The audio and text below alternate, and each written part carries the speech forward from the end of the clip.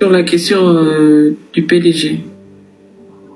Alors, s'agissant du PDG, vous savez, c'est ce qui prouve. D'ailleurs, Oligui finançait les candidats PDGistes quand il était à la garde républicaine.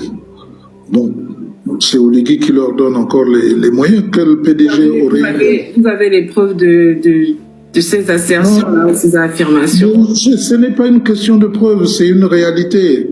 Le Gabon est une maison de fer. Aujourd'hui, Oligui est bien généreux et à partir du moment où ce qui prouve à suffisance que les paroles s'envolent, les écrits restent. Et les écrits restent, on a parlé, le PDG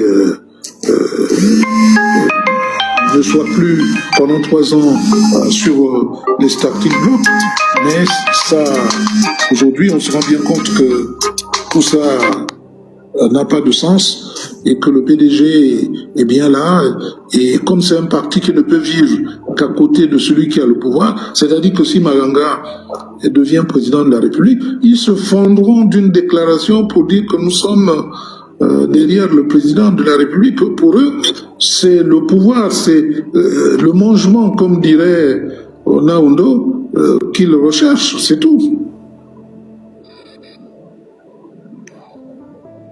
Et c'est bien triste, parce qu'on a fait croire au petit peuple, souvent sans discernement, que les choses vont changer, mais les choses ne font que s'empirer. On découvrira que la situation est bien plus grave.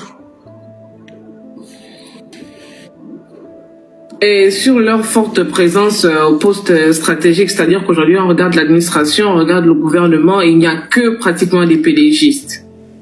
Alors qu'on nous a dit qu'on a fait un coup d'État pour déposer un système.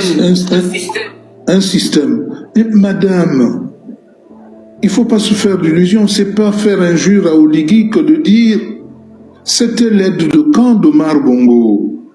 C'était le gardien, le chef des gardes du corps d'Ali Bongo. Il est de la famille. Je ne vois pas ce qu'il peut reprocher aux autres sans se reprocher à lui-même. Et le problème, ce n'est pas un coup d'État pour libérer, c'est un coup d'État pour s'assurer la continuité du pouvoir.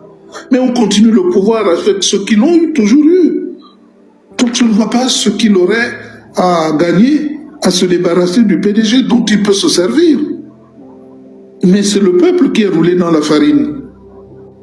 C'est le peuple qui doit comprendre que seule la lutte libère, comme dirait l'autre, et qu'il faut exiger des élections dans la transparence, il faut exiger que tout le monde soit dans la course, parce que ce ne sont pas les hommes qui comptent, ce sont les idées.